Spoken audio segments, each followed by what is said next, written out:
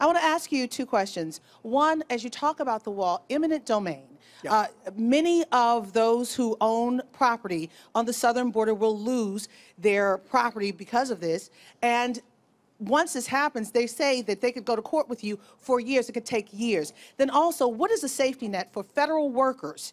You're saying months and possibly a year for this shutdown. Do you have in mind a safety net for those who need their checks, those who need SSI, those who need Medicaid, what have you?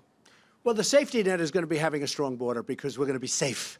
I'm not talking about economically, but ultimately economically.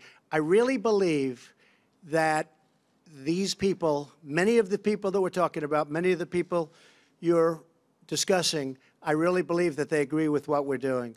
And we can have this, April, we can have this fixed very quickly. This can happen by early next week. We're going to be working over the weekend. We can have a solution to this, but I wanted to keep it all at one point. And I think a lot of the people that you're referring to, April, are really wanting that to happen too. I really believe a lot of them want to see border security, and they're willing to give it up. When I had the people in yesterday, they represent most of the Border Patrol. The people that you had yesterday that were at the news conference, they represent most of Border Patrol. Every one of them said, don't even think about us. Get this fixed. That is doing the great thing for our country. As far as eminent domain, you're right, 100%. Eminent domain is very interesting. But without eminent domain, you wouldn't have any highways, you wouldn't have any schools, you wouldn't have any roadways. What we're doing with eminent domain is, in many cases, we'll make a deal up front, and we've already done that. The Secretary has done a lot of that.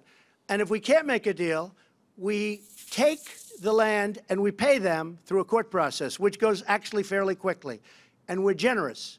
But we take the land. Otherwise, you could never build anything. If you didn't use eminent domain, you wouldn't have one highway in this country. You have to use eminent domain. It's actually something you don't want to use it, but if you're going to do a stretch, as an example, on pipelines and other things that go, you have to use eminent domain. Otherwise, you'd never be able to buy the land.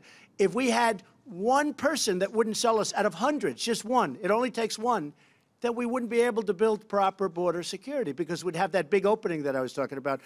So what happens is some are paid up front. You make a deal up front, and we're willing to do that in all cases.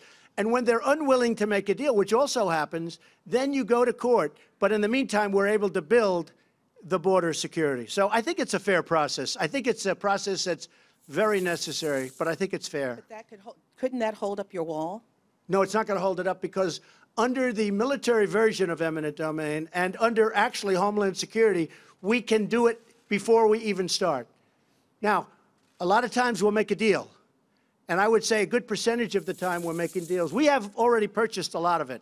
You know, a lot of the money that we've been given has already been spent on purchasing the land, the right-of-way. It's essentially a right-of-way. So we are very, very far along on that.